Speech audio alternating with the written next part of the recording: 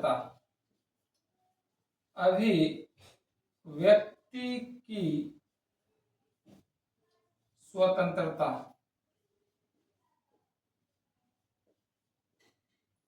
का अधिकार, अभिव्यक्ति की स्वतंत्रता का अधिकार।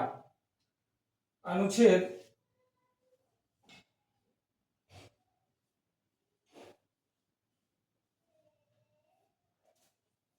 20, अनुच्छेद 20 में अपराध के लिए अपराधों के दोष सिद्धि का अधिकार, सिद्धि का अधिकार, दोष सिद्धि का अधिकार, राइट। आर्टिकल 21 अनुच्छेद 21 क्या कहता है? अनुच्छेद 21 कहता है प्राण एवं दैहिक स्वतंत्रता का अधिकार, प्राण एवं दैहिक स्वतंत्रता का अधिकार, प्राण एवं दैहिक स्वतंत्रता का अधिकार। अनुच्छेद 22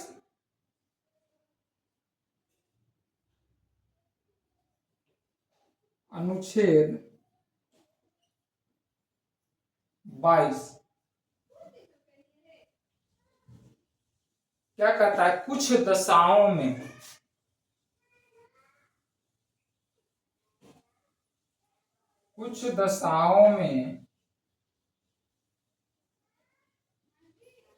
गिरफ्तारी, कुछ दशाओं में गिरफ्तारी और निरोध का अधिकार,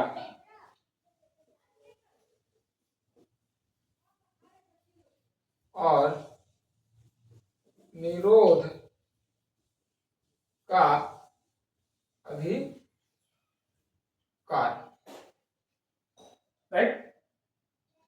राइट टू फ्रीडम के अंतर्गत जो 4 मौलिक अधिकार आएंगे,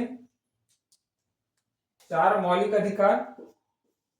अनुच्छेद 19 अभिव्यक्ति की स्वतंत्रता का अधिकार, अनुच्छेद 20 अपराधों के लिए दोष सिद्धि का अधिकार, अनुच्छेद 21 प्राण एवं दैहिक स्वतंत्रता का अधिकार, और अनुच्छेद 22 कुछ दशाओं में गिरफ्तारी और निरोध से संरक्षण, या इसको कह देते हैं निरोध से संरक्षण का अधिकार, राइट।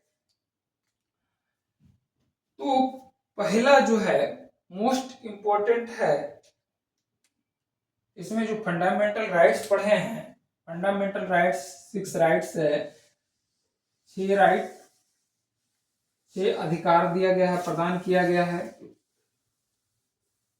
स्वतंत्रता का अधिकार, समता का अधिकार सारा बताया हुआ है। तो आज जो स्वतंत्रता का अधिकार पढ़ रहे हैं, स्वतंत्रता के अधिकार में जो अनुच्छेद 19 से 22 दिया गया है, अनुच्छेद 19, अनुच्छेद 20, अनुच्छेद 21, अनुच्छेद 22 स्वतंत्रता का अधिकार है, ठीक है।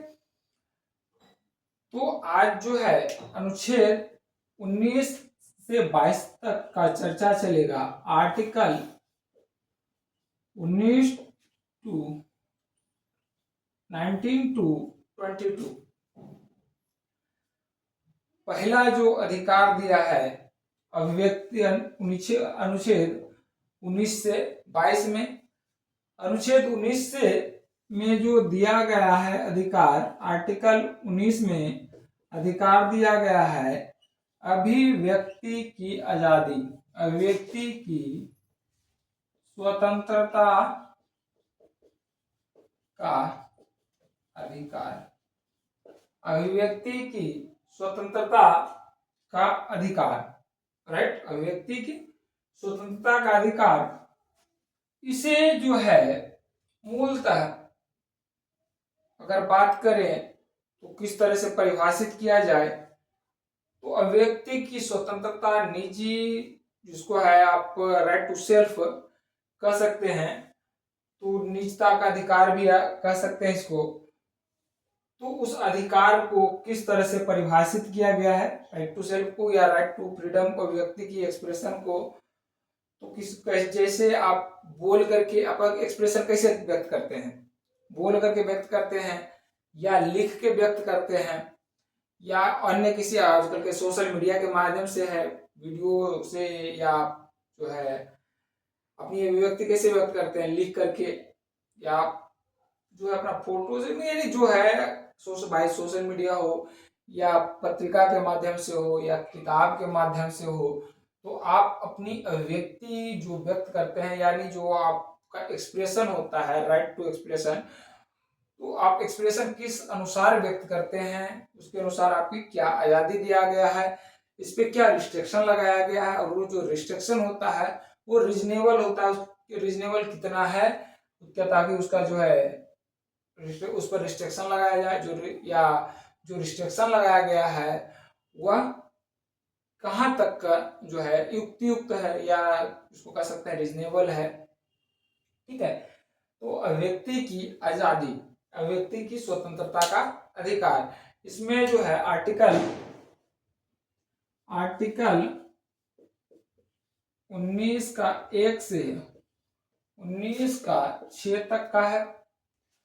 आर्टिकल 19 से का 2 से आर्टिकल 19 का 6 और 6 तक का जो है ये रिस्ट्रिक्शन, रीजनेबल रिस्ट्रिक्शन लगाता है, किस पर, आर्टिकल 19 का क्लाउज 1 पर जो है रिस्ट्रिक्शन लगाया जाता है, अनुच्छेद 19 का 2 से अनुच्छेद 19 का 6 तक का, यानी जो अनुच्छेद 19 में प्रदत्त अधिकार है या अनुच्छेद 19 के द्वारा जो अधिकारों की व्याख्या की गई है, अनुच्छेद 19 के माध्यम से जो अधिकार दिया गया है, उस पर रीजनेबल रिस्ट्रिक्शन लगाया जा सकता है। और ये रीजनेबल जो रिस्ट्रिक्शन होता है, ये अनुच्छेद 19 का 2 से अनुच्छेद 19 के 6 के अंतर्गत ही लगाया जाएगा, न कि बाहरी कारणों या बाहरी जो है कोई सोर्स से उस पर रिस्ट्रिक्शन लगाएगा। इसी के अनुसार अगर इसका जो क्राइटेरिया पूरा करेगा तो अनुच्छेद का क्लाउज ए में जो दिया गया है राइट्स, वो उस पर रिस्ट्रिक्शन लगाया जा सकता है। अनुच्छेद रिस्ट्रिक्शन इसका है युक्तियुक्त रिस्ट्रिक्शन, रीजनेबल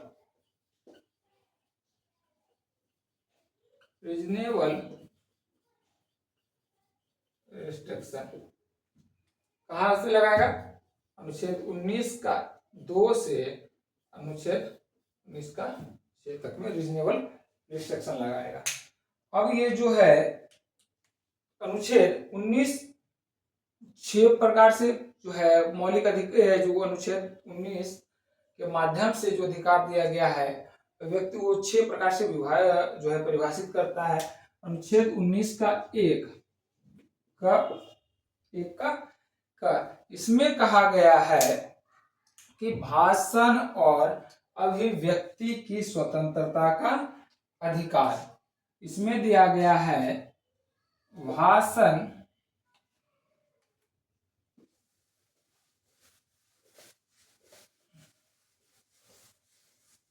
यहां से देखें आर्टिकल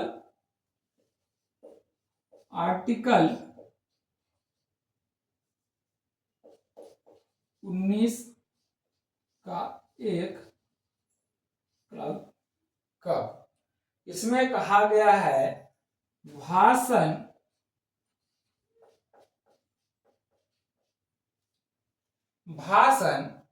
और अभिव्यक्ति की स्वतंत्रता का अधिकार, भाषण और अभिव्यक्ति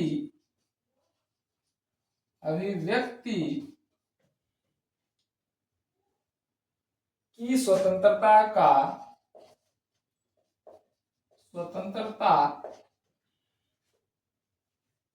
अभिव्यक्ति की स्वतंत्रता का अधिकार। थोड़ा सा ऊपर लिख रहा हूं ताकि बड़ा हो, पूरा आ जाए। ठीक है, स्वतंत्रता का अधिकार। आर्टिकल 19 ख ये कहता है कि शांतिपूर्ण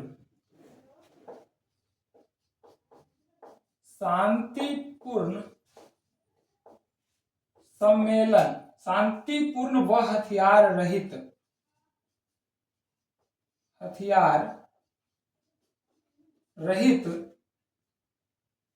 सम्मेलन का अधिकार।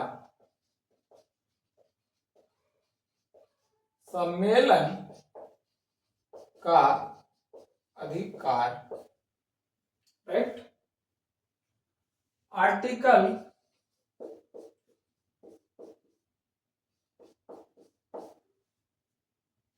19 का एक ग खंड ग में जिस कहता है कि संघ या सहकारी समिति बनाने का अधिकार। संघ या सहकारी समिति बनाने का अधिकार। समिति बनाने का अधिकार, राइट। आर्टिकल 19 का एक खंड घ इसके माध्यम से कहा गया है या जो है संघ के किसी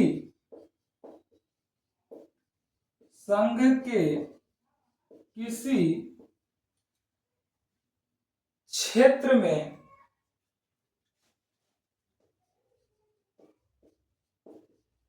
संघ के किसी क्षेत्र में अबाध संचरण का अधिकार।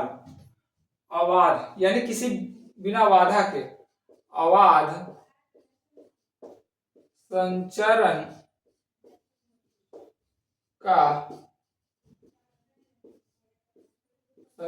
का अधिकार।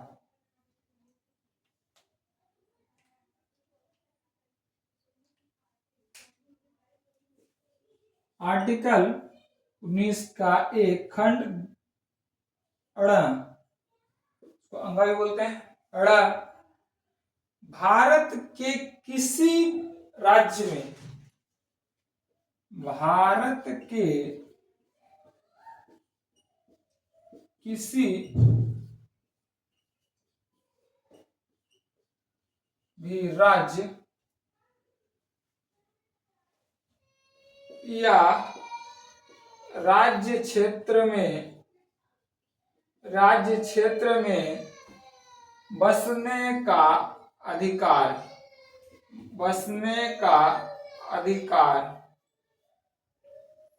राज्य क्षेत्र में बसने का अधिकार यानी आप जो है किसी भी राज्य क्षेत्र में बस सकते हैं। आर्टिकल 19 का एक खंड च संपत्ति अर्जन का अधिकार। संपत्ति अर्जन का अधिकार, इस पे थोड़ा सा देख लेंगे। 1978 में 44वें संविधान संशोधन के माध्यम से इसे निरस्त कर दिया गया है, यानी इसको कह सकते हैं निरस्त कर दिया गया है। ठीक है, उसके बाद है आर्टिकल 19 का एक खंड 6। इसमें कहा गया है कोई भी वृत्ति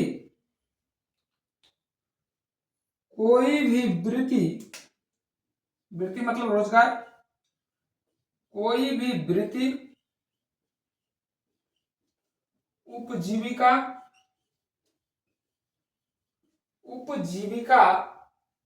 या कारोबार का अधिकार, उपजीविका या कारोबार का अधिकार। ठीक है, नोट डाउन करें। पहला है अनुच्छेद 19 का एक खंड क भाषण और अभिव्यक्ति की स्वतंत्रता का अधिकार।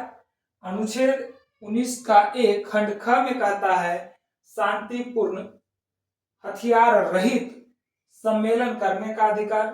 अनुच्छेद 19 का एक खंड ग कहता है संघ या सहकारी समिति बनाने का अधिकार।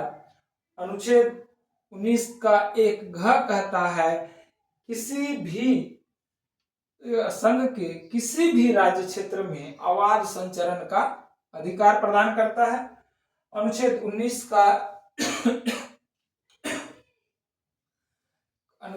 का एक खंड अ कहता है कि भारत के किसी भी राज्य क्षेत्र या राज्य में किसी रुकावट के बिना, किसी बाधा के बिना, किसी परमिशन के बिना बस सकते हैं।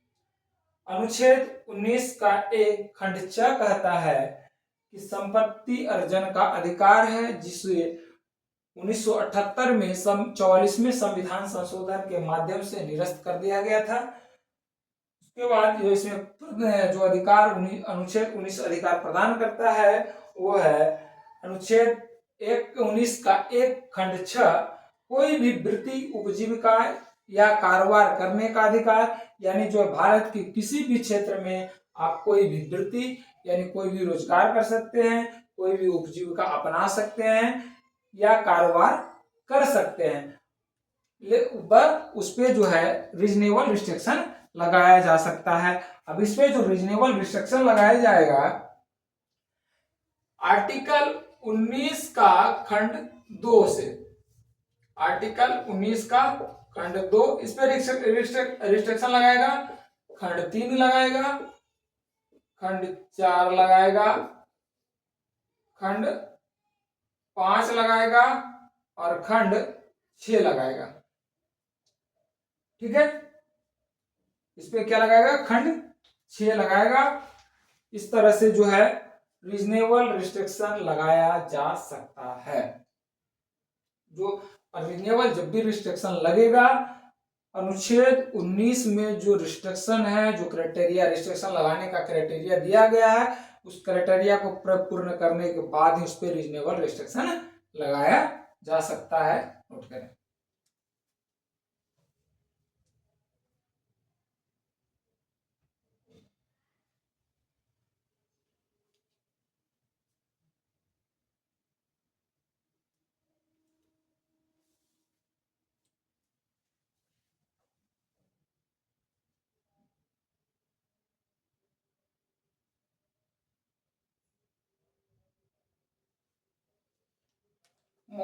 ये अनुच्छेद 19 के जो है संदर्भ में भीमराव अंबेडकर जी कहे थे, उनका एक कथन है कि हम मूल अधिकार को अत्यंतिक शब्दावली में रखकर उच्चतम न्यायालय से यह अपेक्षा करते हैं वह संसद की सहायता से पुलिस शक्ति को यह आविष्कार करे और यह जो है सीधा इसका जो है रिस्ट्रिक्शन है मूल अधिकारियों को जो है उसमें मर्यादा जो होता है उसमें मर्यादा पूर्ण जो उस पर रिस्ट्रिक्शन रीजनेबल रिस्ट्रिक्शन लगाने का अधिकार रखे, यानी जो है पूर्णतः निरंकुश ना हो। अब देखो जी सिंपल सी बात है कि अगर ब्रिटेन जो है हमारा जो संविधान है ब्रिटेन के संविधान से भी जो है प्रेरित है और अमेरिका के संविधान से भी प्रेरित है।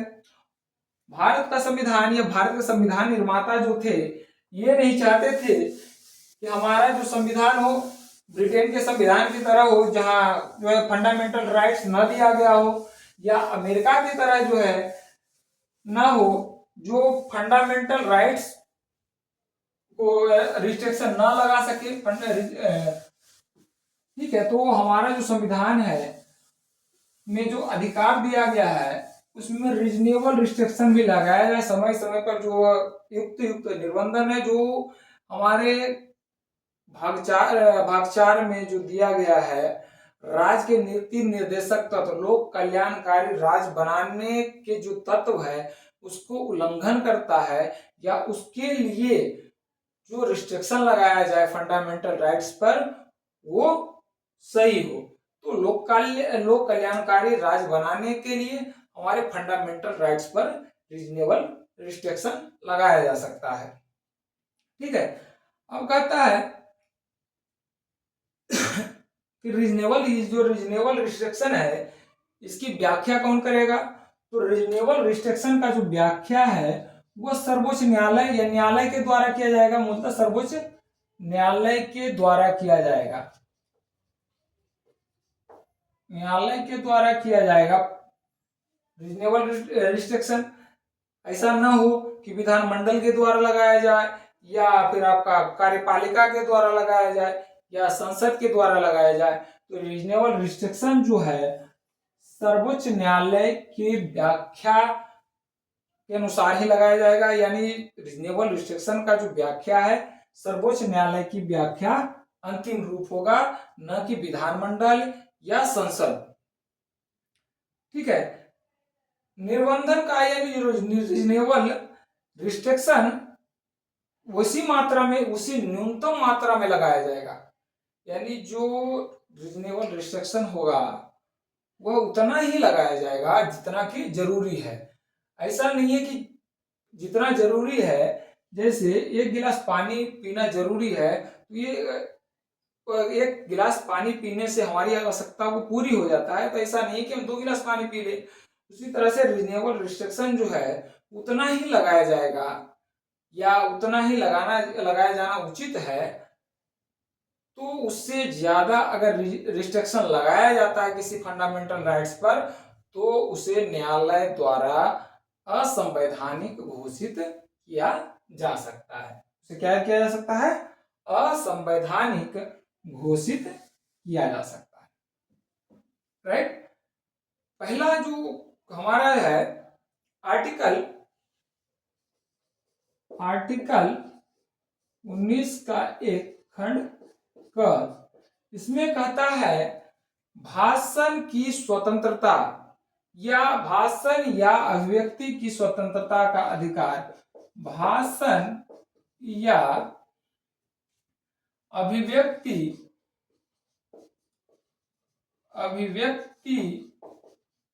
की स्वतंत्रता का अधिकार। भाषण या अभिव्यक्ति की स्वतंत्रता का अधिकार, right to speech and expression. Right to speech and expression. Right to speech and expression यानी जो है, अब स्पीच यानी आप एक्सप्रेशन कैसे व्यक्त करेंगे? एक्सप्रेशन को जो है कोई कैसे व्यक्त कर सकता है? या तो बोल कर करेगा, बोल कर करेगा, या लिख कर करेगा, या हाथों से इशारा करके करेगा। यही है, जो गूंगा रहेगा वो क्या करेगा? गूंगा रहेगा और अनपढ़ रहेगा तो लिख नहीं सकता है, बोल नहीं सकता है, तो क्या करेगा? हाथों के इशारा से करेगा। तो ये जो एक्सप्रेशन का अधिकार है आपका कहां तक और किस तरह से यह अधिकार, और कहां तक यह अधिकार जो है सही है, और किसके अत्यांतिक होने पर इस पे रिस्ट्रिक्शन लगाया जा सकता है। एक केस था बहुत इंपॉर्टेंट, जो राष्ट्रगान के मामले में था, जिसमें सर्वोच्च जो केस था, बहुत इंपॉर्टेंट है केस में, केस स्टडी में खास करके रखिएगा। इसमें केस था Emmanuel Emmanuel Emmanuel Emmanuel Emmanuel versus Kerala सरकार, वर्सेज केरल सरकार, केरल सरकार। ये जो था मामला राष्ट्रगान के से संबंधित था, राष्ट्रगान से संबंधित था। यह मामला जो आया था 1986 में, 1986 में आया था। इसमें सर्वोच्च न्यायालय ने स्पष्ट किया था, यानी सर्वोच्च न्यायालय के जो फैसला आया था उसमें सर्वोच्च न्यायालय द्वारा स्पष्ट किया गया कि चुप रहने का अधिकार, बहुत इंपॉर्टेंट है, चुप रहने का अधिकार, रहने का अधिकार आर्टिकल 19 का एक खंड क में अंतर्निहित है। बहुत बार एग्जाम में आ चुका है, वनडे एग्जाम में। चुप रहने का अधिकार मौलिक अधिकार है या नहीं? तो मौलिक अधिकार है। इसका जो जजमेंट आया था इमैनुअल वर्सेज केरल सरकार, राष्ट्रगान के मामले में संबंधित था। इसमें राष्ट्रगान नहीं गाना चाहता था, वो चुप था, और वो जो है चुप रहने का अधिकार आर्टिकल 19 का खंड क में अंतर्निहित है, सर्वोच्च न्यायालय द्वारा स्पष्ट किया गया था। दूसरा जो जजमेंट है, जजमेंट के आधार पर इसको राइट्स को समझेंगे। इसमें कहा गया था राष्ट्रीय ध्वज के संबंध में, राष्ट्रीय ध्वज के संबंध में यह था, एक राष्ट्रीय गान था, राष्ट्रीय ध्वज के मामले में संबंधित था। इसका जो केस था भारत संघ वर्सेज नवीन जिंदल। इसमें मामला जो था, मामला 2008 में आया। मामला कब आया? 2008 में, मामला 2008 में। इसमें कहा गया, सर्वोच्च न्यायालय द्वारा स्पष्ट किया गया कि आप अपने घरों में या अपने कार्यालयों में मर्यादा के साथ तिरंगे झंडे को फहरा सकते हैं, लेकिन अगर किसी प्रकार से आपका राष्ट्रीय ध्वज में अमर्यादित होता है तो इस पे रिस्ट्रिक्शन भी लगाया जा सकता है, इस पे प्रतिबंध भी लगाया जा सकता है। ठीक है, आर्टिकल, और यह जो है राष्ट्रीय ध्वज फहराने का अधिकार कार्यालय हो या घर हो, ये आर्टिकल 19 का एक खंड के अंतर्निहित है। राइट, अगला जो केस है बहुत इंपॉर्टेंट है, बंद या हड़ताल। बहुत चर्चा रहता है बंद या हड़ताल। अब एक चीज बताइए कि बंद या हड़ताल करने का अधिकार मौलिक अधिकार है या नहीं? नहीं है, राइट। तो बंद या हड़ताल करने का अधिकार, हड़ताल का अधिकार क्वेश्चन कर देते हैं, मौलिक अधिकार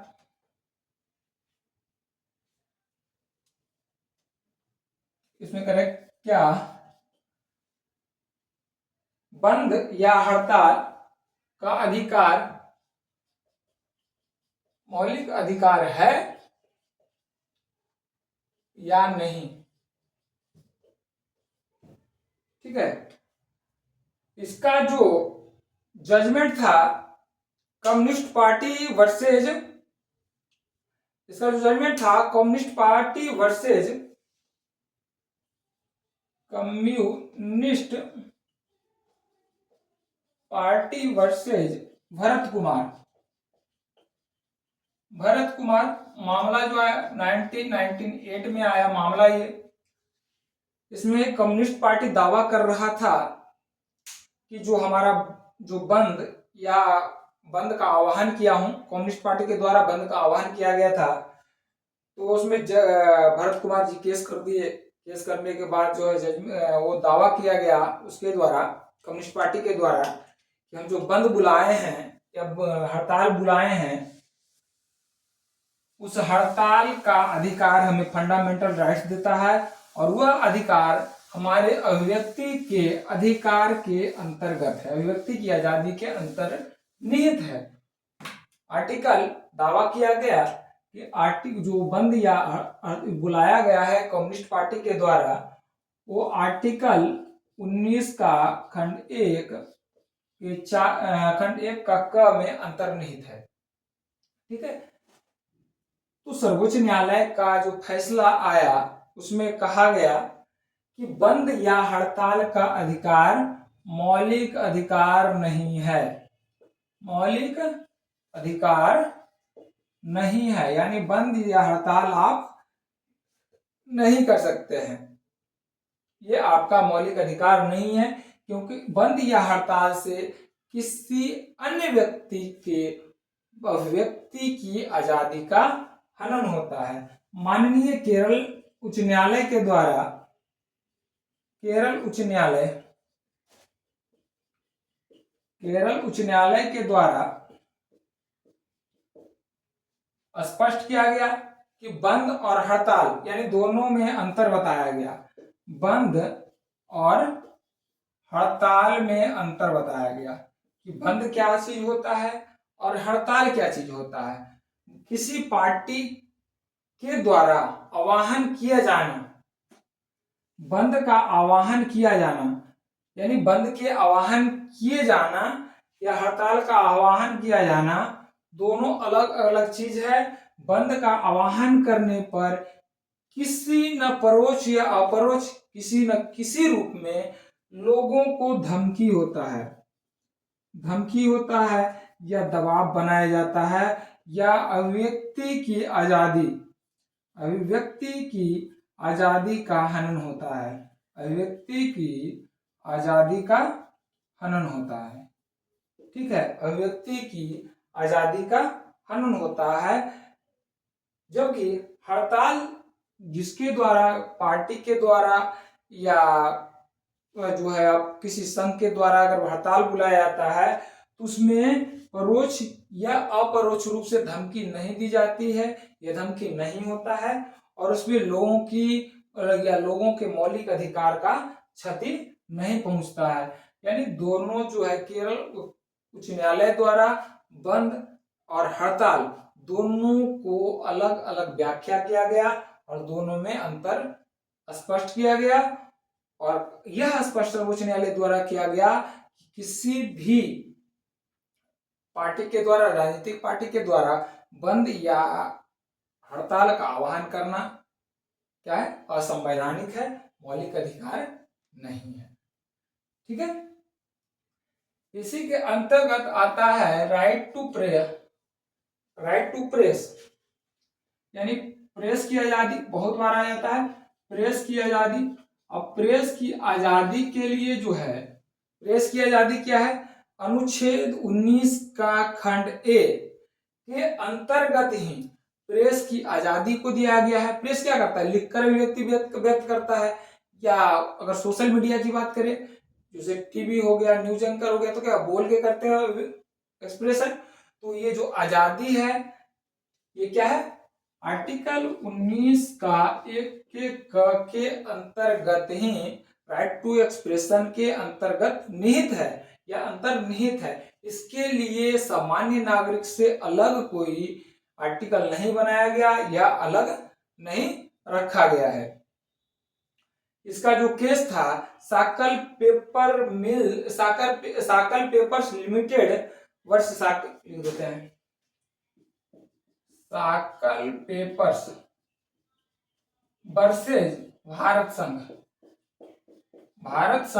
इस मामले में जो स्पष्ट कर दिया गया सर्वोच्च न्यायालय के द्वारा 1962 में इसका जो मामला आया था, 1962 में इसका जो मामला था, इसमें स्पष्ट कर दिया गया कि जो प्रेस की स्वतंत्रता है अनुच्छेद 19 का एक खंड क के अंतर्निहित है। ठीक है, इसी के अंतर्गत आता है अनुच्छेद 19 का एक खंड क के अंतर्गत बहुत इंपॉर्टेंट चीज है राइट टू नो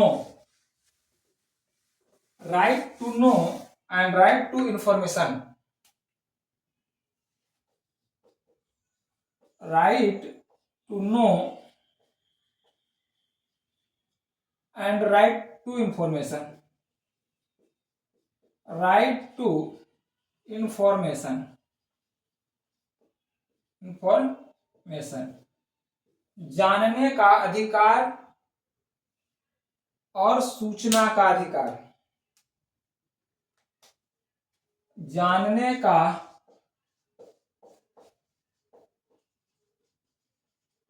अधिकार और ये सूचना का अधिकार। सूचना का अधिकार, जानने का अधिकार और सूचना का अधिकार। अब जानने का अधिकार क्या है? Right to know. पहले क्या होता था कि संघ जब ब्रिटिश काल में क्या होता था कि आप शासन की पद्धति को, शासन का जो चलाने का प्रक्रिया है उसके बारे में आप अनभिज्ञ होते थे और उसे जो है अखंडता को या उसके शासन पद्धति को हानि ना हो इसके लिए इंफॉर्मेशन नहीं दिया जाता है। लेकिन जो है Indian express newspaper versus Bharat संघ मामले में Indian express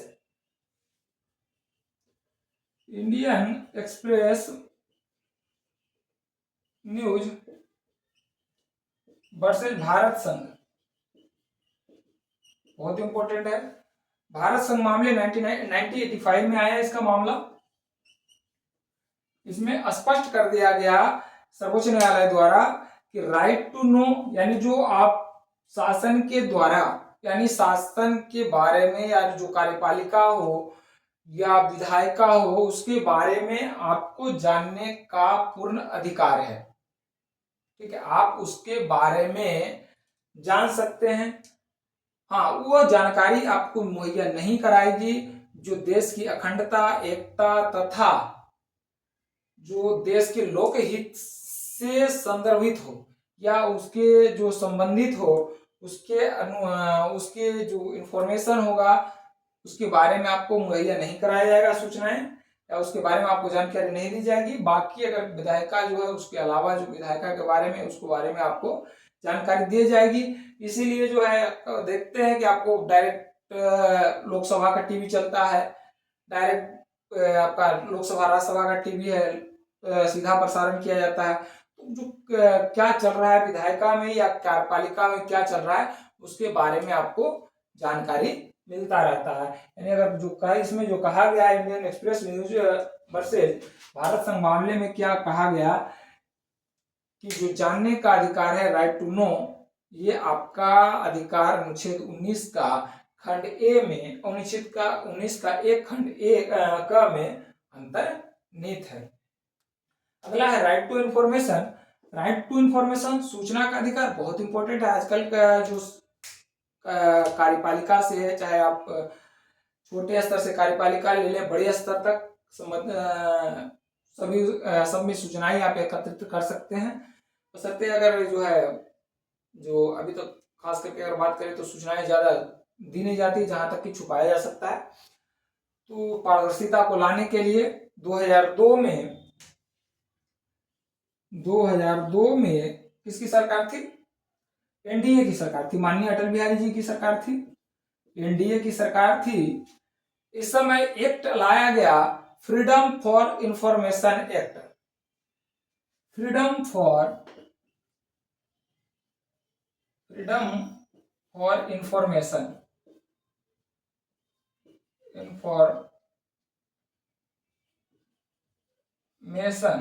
act. Freedom for information act लाया गया 2002 में। 2004 में सरकार चेंज हो गया तो इसको भी निरस्त कर दिया गया। इसको क्या किया गया? हटा दिया गया। 2004 में किसकी सरकार बन गई? यूपीए की सरकार बन गई। यूपीए की सरकार बनने के बाद जो है एक नया एक्ट लाया गया 2005 में, right to information act. Right to information act लाया गया। राइट टू इंफॉर्मेशन एक्ट लाया गया। इस अधिनियम के तहत आप कार्यपालिका से संबंधित कोई भी सूचनाएं आपको दी जा सकती है। जो राइट टू इंफॉर्मेशन आपको पूरा विस्तार से बताएंगे, एक अलग चैप्टर होगा, तो उसमें बताएंगे कि आपकी सूचनाएं कितने दिन में दी जाएगी, सूचना प्राप्त करने के लिए क्या क्या शर्तें हैं, या जो है सूचना प्राप्त अगर नहीं दिया जाता है किसी विभाग के द्वारा या किसी डिपार्टमेंट के द्वारा, कार्यपालिका के द्वारा, तो उसके लिए क्या प्रावधान है, अगर सूचना छुपाया जाता है तो क्या प्रावधान है। ठीक है, तो 2004 में यूपीए की सरकार आई, फ्रीडम फॉर इंफॉर्मेशन एक्ट को निरस्त कर दिया और वो नया एक्ट लाया, राइट टू इंफॉर्मेशन एक्ट। ये जो राइट टू इंफॉर्मेशन का एक्ट है वो अनुच्छेद 19 का एक खंड क में अंतर्निहित है। राइट, इसी में एक और आता है voter information act. Voter information act, voter information या राइट टू वोटर इंफॉर्मेशन। अब इसमें जो इसका जो केस है, people's union for civil liberties, people's union for civil liberties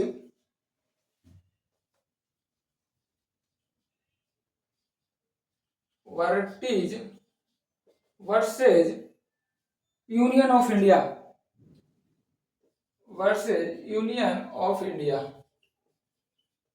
Bharat संघ।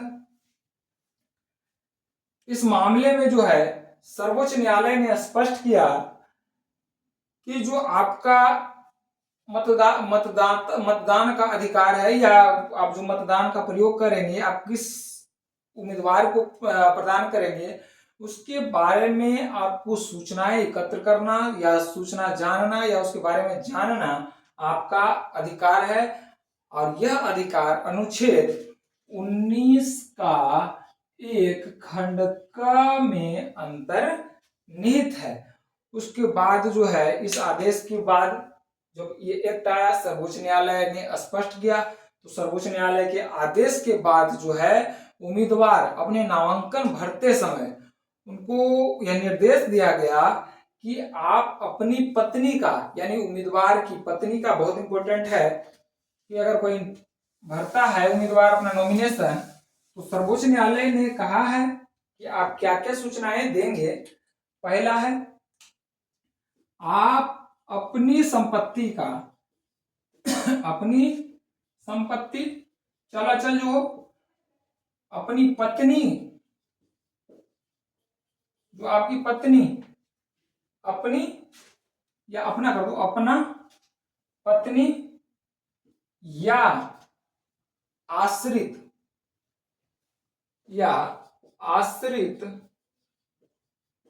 के चल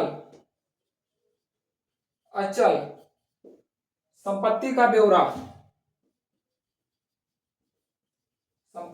ब्यौरा देना होगा।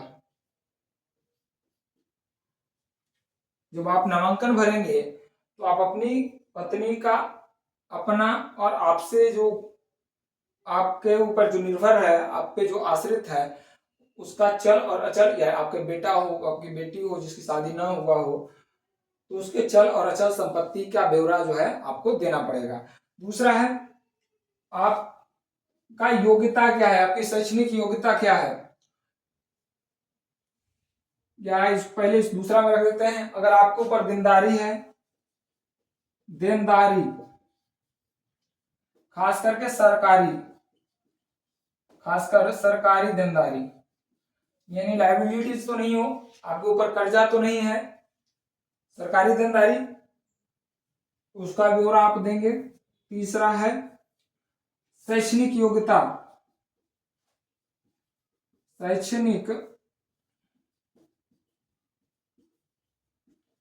शैक्षणिक योग्यता का भी वर्णन करेंगे आप कि कितना पढ़ा लिखा हूँ, क्या करता हूँ, या जो कितना पढ़ा लिखा हुआ हूँ। आपराधिक मामला, आपराधिक ब्यौरा, ब्यौरा कि आपका जो उम्मीदवार है, आप जो उम्मीदवारी का भर रहे हैं, तो आपका उम्मीदवार नॉमिनेशन के समय बताएगा कि आपको उसके ऊपर कितना केस दर्ज है, किस प्रकार का केस है, और कितना पर फैसला हो चुका है और कितना बाकी है, सारी आपराधिक ब्यौरा उसको देना पड़ेगा। पांचवा जो है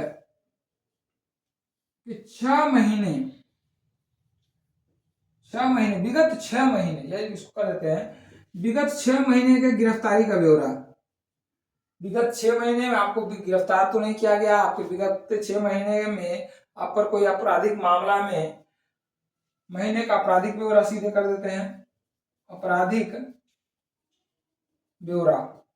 इन विगत 6 महीनों में आपके ऊपर कोई आपराधिक मामला तो दर्ज नहीं है या आपराधिक केस तो दर्ज नहीं किया गया है, इस मामले का ब्यौरा देना पड़ेगा और इसको आप जानकारी हासिल कर सकते हैं और यह आपका अधिकार है, राइट टू क्या बोलता है, वोटर इंफॉर्मेशन। यानी आपका जो अधिकार है, आप अपने उम्मीदवार का इंफॉर्मेशन आपका अधिकार है, राइट टू वोटर इंफॉर्मेशन। और यह अधिकार माननीय सर्वोच्च न्यायालय द्वारा कहा गया है कि यह अधिकार आपके संविधान के अंतर्गत है और यह अनुच्छेद 19 का खंड ए में अंतर्निहित है, राइट।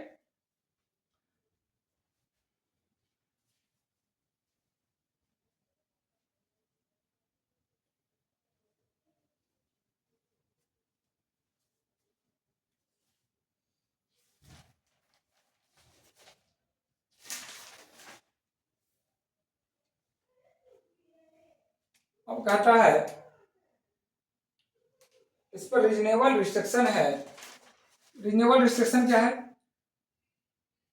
आपके जो शांतिपूर्वक हो, आपका जो भाषण में उन्माद ना हो, आप ऐसे भाषण का प्रयोग न करिए, ऐसे शब्दों का प्रयोग नहीं करेंगे जिसमें देश की अखंडता का हो या देश में अराजकता का भाव पैदा हो रहा हो, तो आपके ऐसे भाषणों पर या आपके ऐसे एक्सप्रेशन पर जो है संविधान रोक लगा सकता है, रोक लगाया जा सकता है, ठीक है।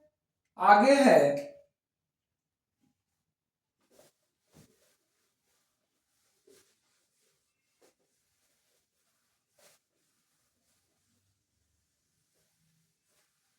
अगला क्या है, आर्टिकल 19 का एक।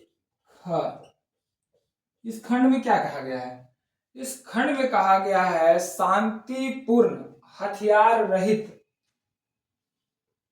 शांतिपूर्ण हथियार रहित, हथियार रहित सम्मेलन, यानी शांतिपूर्ण आप क्या जो यह अनुच्छेद जो है, अनुच्छेद 19 का एक खंड का कहता है कि भारत के किसी भी नागरिक या भारत का कोई भी नागरिक शांतिपूर्ण और हथियार के बिना कहीं भी सम्मेलन कर सकता है या सभा कर सकता है या जो है जुलूस कर सकता है, जुलूस निकाल सकता है, लेकिन उसमें हथियार नहीं होना चाहिए। इस पे जो है आर्टिकल 19 का 2, आर्टिकल 19 का 3 कर दो के माध्यम से इस पे रिस्ट्रिक्शन लगाया जा सकता है। अब जैसे है आपका, अगर आप सम्मेलन कर रहे हैं तो सम्मेलन करने के दौरान आपका क्या है, कोई डंडा लिया गया या हथियार ले आया तो आपको क्या है, उस पर रिस्ट्रिक्शन लगाया जा सकता है। आप जुलूस में